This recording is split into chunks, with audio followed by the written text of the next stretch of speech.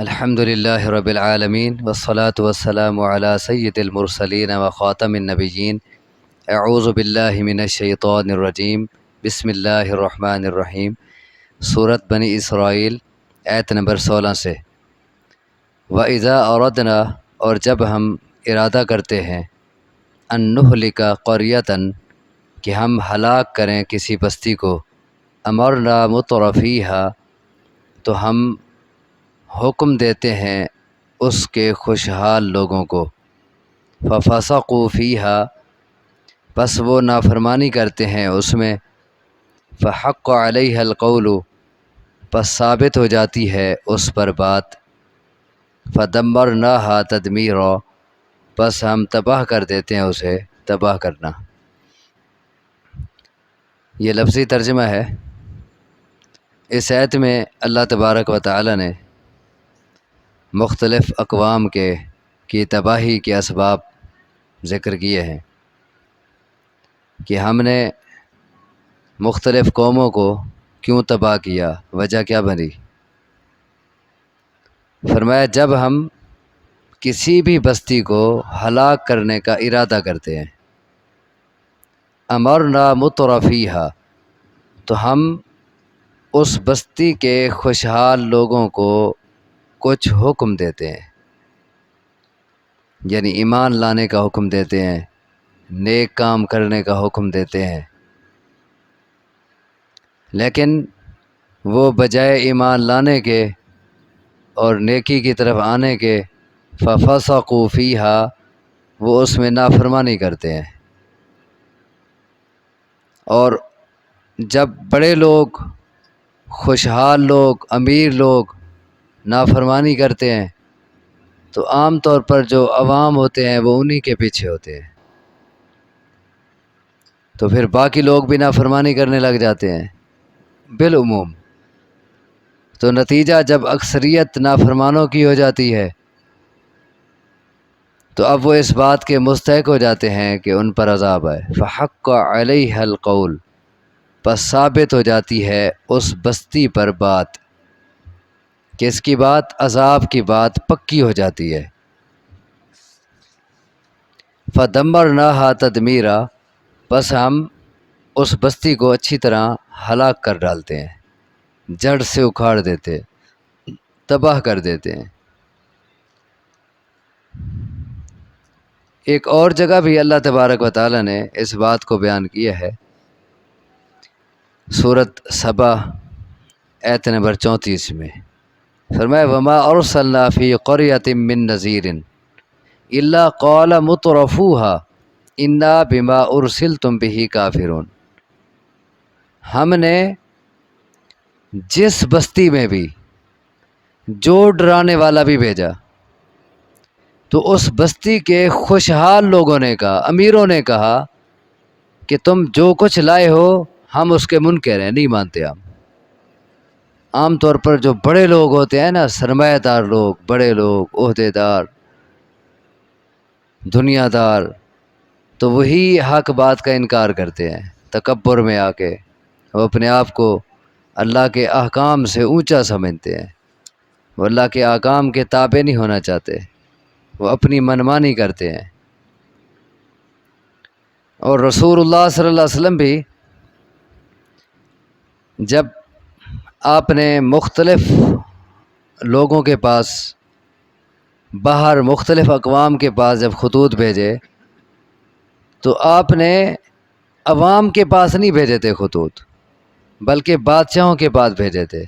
کیونکہ آپ جانتے تھے کہ اگر وہاں کے بادشاہ ایمان لے آئے تو عوام تو انہی کے پیچھے ہوتی ہے۔ عام طور پر جو عوام ہوتے ہیں، سیدھے سادے لوگ یا ان پڑھ، وہ دیکھتے ہیں کہ بڑے کیا کر رہے ہیں، وہ انہی کے پیچھے لگ جاتے ہیں۔ اب دیکھیں حالیہ واقعات دیکھ لیں، اگر لیڈر کو پکڑ لیا گیا تو عوام انہی کے پیچھے وہ مار دھاڑ اور توڑ پھوڑ پتہ نہیں کیا کچھ کر دیا، نہیں سوچتے کہ ہم کیا کر رہے ہیں، اپنا نقصان کر رہے ہیں، اپنے ملک کا نقصان کر رہے ہیں، اپنی آخرت کا نقصان کر رہے ہیں، نہیں سوچتے۔ تو اسی لیے آپ نے مختلف ممالک کے پاس جب خطوط بھیجے تو وہ خطوط ان ممالک کے بادشاہوں کے پاس تھے، بادشاہوں کی طرف تھے، انہیں حکم دیا گیا، انہیں کہا گیا کہ تم ایمان لے آؤ بچ جاؤ گے، کیونکہ آپ کو پتہ تھا کہ جب بادشاہ ایمان لے آئیں گے تو عوام انہیں کے پیچھے ہے، وہ بھی خود بخود ایمان لے آئیں گے۔ تو اسی لیے ضرورت اس بات کی ہوتی ہے کہ خصوصاً جو بڑے لوگ ہیں نا، جو لیڈر قسم کے لوگ ہوتے ہیں یا علاقے میں بڑے ہوتے ہیں، خصوصاً ان کی اصلاح کی جائے اور ان کو تبلیغ کی جائے اور ان کو اپنا بنانے کی کوشش کی جائے، ان کو دین اسلام سے آشنا کیا جائے کہ باقی لوگوں نے انہیں کے پیچھے چلنا ہے۔ اچھا، ایک معنی امرنا کا ہم نے کیا کہ ہم نے حکم دیا اس بستی کے خوشحال لوگوں کو، یعنی اچھی باتوں کا۔ ایک اور معنی بھی ہے مرنا کا، اور وہ معنی اس سے زیادہ راجح معنی ہے، اور اس معنی پر بھی عربی محاورات موجود ہیں، اگرچہ عام معنی نہیں ہے وہ اس لفظ کا مرنا کا، لیکن عربی محاورات اس معنی پہ موجود ہیں، اس کی تائید کرتے ہیں، اور وہ معنی زیادہ راجح ہے۔ اب ہم وہ معنی کر رہے ہیں۔ وَإِذَا أَرَدْنَا أَن نُهْلِكَ قَرْيَةً، اور جب ہم کسی بستی کو ہلاک کرنے کا ارادہ کرتے ہیں، امرنا مترفیہا، تو ہم اس کے خوشحال لوگوں کو بڑھا دیتے ہیں، یعنی دنیاوی لحاظ سے ان کو اور آگے کر دیتے ہیں، ان کو مال دے دیتے ہیں، مال کی بہتات اور فراوانی کر دیتے ہیں،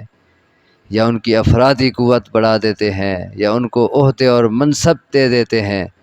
امرنا کا یہ دوسرا معنی ہے، ہم بڑھا دیتے ہیں، اور یہ زیادہ راجح معنی ہے اس جگہ، اگرچہ عام طور پر امر کا معنی حکم ہوتا ہے، لیکن اس جگہ امر کا معنی بڑھانا۔ ہم بڑھا دیتے ہیں اس کے خوشحال لوگوں کو، جس کے نتیجے میں فَفَسَقُوا فِيهَا، وہ اس میں نافرمان بن جاتے ہیں، کیونکہ یہ دنیا چیز ایسی ہے، اگر زیادہ آ جائے تو عام طور پر لوگ بہک جاتے ہیں۔ کوئی قسمت والے ایسے بھی ہیں کہ دنیا جتنا ان کے پاس ہو لیکن پھر بھی وہ آخرت کو نہیں بھلاتے، وہ تقویٰ کو نہیں چھوڑتے، اللہ سے تب بھی وہ ڈرتے ہیں چاہے ان کے پاس خوشحالی ہو، دنیا کی فراوانی ہو، لیکن اکثریت ایسی ہے کہ دنیا جب ان کے پاس زیادہ ہو جائے بگڑ جاتے ہیں۔ اسی لیے تو رسول اللہ صلی اللہ علیہ وسلم نے فرمایا تھا للفقر اخشا علیکم، مجھے تمہارے متعلق یہ خطرہ نہیں ہے کہ تمہارے اندر غربت اور فقیری اور محتاجی ہوگی، بلکہ مجھے خطرہ یہ ہے کہ تم میں دنیا کی بہتات اور فراوانی ہو جائے گی، اور پھر تم ویسے بگڑ جاؤ گے جیسے تم سے پہلے لوگ بگڑ گئے تھے دنیا کی فراوانی میں آ کے، کیونکہ جب دنیا زیادہ ہوتی ہے تو انسان پھر اس کے لیے گناہ کرنا اور آسان ہو جاتا ہے، زنا کاری، شراب خوری، دیگر غلط کام، یہ انٹرنیٹ اور یہ سینما اور یہ ٹی وی اور یہ باقی، یعنی جو فحاشی کے کام ہیں، وہ سرمایہ جتنا زیادہ ہوگا اتنا اس کے لیے کام آسان ہو جائیں گے اگر آدمی میں تقویٰ نہیں ہے، اور دوسروں پر ظلم کرنا، زیادتی کرنا، قتل و غارت، یہ سارے دنیا کے بل بوتے پہ ہوتے ہیں۔ تو فرمایا کہ جب ہم نے کسی بستی کی ہلاکت کا ارادہ کر لیا تو ہم نے اس کے خوشحال لوگوں کو اور بڑھا دیا، وہ امیر سے امیر تر ہو گئے، اور پھر دنیا کے نشے میں ایسے مست ہوئے فَفَسَقُوا فِيهَا کہ انہوں نے اس میں نافرمانی کی، ہمیں بھول گئے، یہ نہ سوچا کہ یہ دنیا دی کس نے ہے، یہ سرمایہ عطا کس نے کیا ہے، یہ کس کی طرف سے نعمتیں آئی ہیں، یہ نہ سوچا، تو پھر کیا ہوا فَحَقَّ عَلَيْهَا الْقَوْلُ، ان پہ عذاب کی بات پھر پکی ہو گئی، فَدَمَّرْنَاهَا تَدْمِيرًا، پس ہم نے انہیں اچھی طرح ہلاک کر ڈالا، وَكَمْ أَهْلَكْنَا مِنَ الْقُرُونِ مِنْ بَعْدِ نُوحٍ، اور کتنا قوموں کو ہم نے ہلاک کیا نوح علیہ السلام کے بعد، اور سب کی ہلاکت کی بنیادی وجہ یہی تھی کہ وہ دنیا کے نشے میں بگڑ گئے، مست ہو گئے۔ آپ مختلف انبیاء کا تذکرہ پڑھتے رہے ہیں، آگے بھی پڑھیں گے کہ وہاں اکثر لفظ آتا ہے قول الملا، وہاں کے سرداروں نے کہا، ملا کہتے ہیں سرداران، وہاں کے چودھریوں نے، سرداروں نے کہا، یعنی نبیوں کے مقابلے میں ہمیشہ ایسے ہی لوگ آئے اور باقی عوام انہیں کے پیچھے، اور انہوں نے اپنی سرداری کی بنیاد پہ اور اپنی دنیا کی بنیاد پہ نبیوں کی تعلیم کو ٹھکرا دیا اور پھر تباہ ہوئے۔ اور کتنا قوموں کو ہم نے ہلاک کیا نوح علیہ السلام کے بعد۔ وَكَفَىٰ بِرَبِّكَ بذنوب عبادہ خبیرا بصیرا، اور کافی ہے آپ کا رب اپنے بندوں کے گناہوں کی خبر رکھنے والا، دیکھنے والا، یعنی اپنے بندوں کے گناہوں کی خبر رکھنے میں اور اپنے بندوں کے گناہوں کو دیکھنے میں رب کافی ہے، اور کسی کی شہادت کی ضرورت ہی نہیں ہے، اور کسی کے لکھنے کی، نوٹ کرنے کی ضرورت ہی نہیں ہے، وہ خود کافی ہے، اسے پتہ ہے۔ وہ تو شہادتیں صرف اس لیے قائم کرے گا اور لکھوا صرف اس لیے رہا ہے کہ کوئی مکر نہ سکے، اور سارا کچھ لکھا ہو اس کے سامنے رکھ دے جائے، دیکھ تیرے ساتھ فرشتے تھے وہ لکھتے رہے، اب اس میں سے کس کا تو انکار کرتا ہے؟ محض اس لیے وہ حجت قائم کرنے کے لیے وہ سب کچھ لکھوا رہا ہے، اور شہادتیں بھی لگیں گی وہاں، ورنہ وہ سب کچھ خود جانتا ہے، اسے خود کو خبر ہے، خود وہ دیکھ رہا ہے، اور بندوں کے گناہوں کے متعلق خبر رکھنے میں اور دیکھنے میں وہ اکیلا کافی ہے، اسے پوری خبر ہے۔ اب دیکھیں یہ آیت، اب اگر آدمی اسی ایک آیت کے اسی حصے کو اگر ذہن میں بٹھا لے تو وہ جو بھی کام کر رہا ہے اچھا یا برا، اس کا رب اسے دیکھ رہا ہے، اور اس کے رب کو اس کی پوری خبر ہے، تو کیسے انسان سنبھل کے کام کرے گا، اور کیسے کام کرنے سے پہلے سوچے گا کہ کہیں یہ کام اللہ کی نافرمانی کا تو نہیں ہے، اللہ مجھے دیکھ رہا ہے۔ لیکن عام طور پر لوگ کیا دیکھتے ہیں کہ ادھر ادھر دیکھتے ہیں کہ کوئی ہمیں دیکھ تو نہیں رہا، اور جب تنہائی مل جائے تو پھر کر گزرتے ہیں، یہ نہیں سوچتے کہ اللہ جو مالک کائنات ہے وہ دیکھ رہا ہے۔ اچھا، اس آیت سے ہمیں ایک اور سبق بھی مل رہا ہے، وہ یہ ہے کہ بعض اوقات ہم دوسروں کے متعلق دل میں حسد، کینہ، بغض رکھے رہتے ہیں، اور ہم سوچتے ہیں کہ اسے کیا پتہ کہ ہم اس سے جلتے ہیں، اور اس سے ہم بغض رکھتے ہیں اور اس سے حسد رکھتے ہیں، لیکن انہیں یہ معلوم ہونا چاہیے کہ اللہ جو خبر رکھنے میں اور دیکھنے میں کافی ہے، وہ اتنا خبر رکھتا ہے کہ دل میں جو خیال آتا ہے وہ اس کو بھی جانتا ہے، اور حتیٰ کہ ابھی تمہارے دل میں جو خیال نہیں آیا بعد میں آنا ہے وہ اسے بھی جانتا ہے۔ اسی لیے جب اللہ کو پوری خبر ہے تمہارے اندر کی، تمہارے باہر کی، تمہارے ظاہر کی، تمہارے باطن کی، تمہارے دلوں میں جو ہے، جب وہ اسے بھی جانتا ہے تو پھر اپنے دل صاف کر لینے چاہیے، کہ یہ نہ سوچیں کہ ہمیں اور تو کوئی نہیں دیکھ رہا لہذا ہم دشمنی پالیں، دل میں حسد پالیں، بغض پالیں، ایسے ہمارا اپنا نقصان ہوگا، ایسے نیکیاں ضائع ہوتی ہیں، اس لیے اپنا دل بالکل صاف کر کے رکھیں۔ اچھا، ایسے ہمیں ایک اور بات بھی سمجھ آتی ہے، دیکھیں بعض اوقات ایک آدمی کے متعلق دوسرے کوئی ظلم کرتے ہیں، کوئی زیادتی کرتے ہیں، اس کے متعلق کوئی باتیں کرتے ہیں، تو وہ ان کے متعلق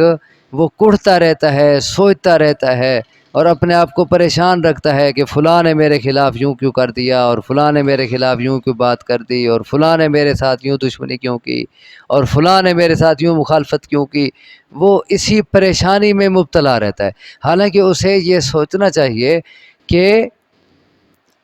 اس نے میرے خلاف جو کچھ بھی کیا ہے، اگر میں کچھ بھی نہیں کر سکتا تو میرا مالک اس کے متعلق جانتا ہے، وہ خود اس سے پوچھ لے گا، وہ خود اس سے حساب لے لے گا۔ اس طرح انسان اپنے آپ کو مطمئن کر سکتا ہے، اور اس طرح وہ پریشانی سے بچ سکتا ہے، کیونکہ جب تک انسان دوسروں کے متعلق یہی سوچتا رہے نا کہ فلاں نے یوں کیا اور فلاں نے یوں کیا، انسان خود پریشان رہتا ہے۔ لیکن وہ یہ ذہن میں بٹھا لے کہ میرا مالک اس کے متعلق پوری خبر رکھتا ہے، وہ خود اس سے حساب لے لے گا، تو پھر انسان اتنا پریشان نہیں ہوگا، وہ ان چیزوں کو زیادہ بوجھ نہیں بنائے گا، وہ ہلکا پھلکا ہو جائے گا۔ اللہ تبارک و تعالیٰ سے دعا ہے مجھے آپ کو سمجھنے کی، عمل کی توفیق عطا فرمائے۔ اقول قولی ھذا واستغفر اللہ لی ولکم، وآخر دعوانا ان الحمد للہ رب العالمین۔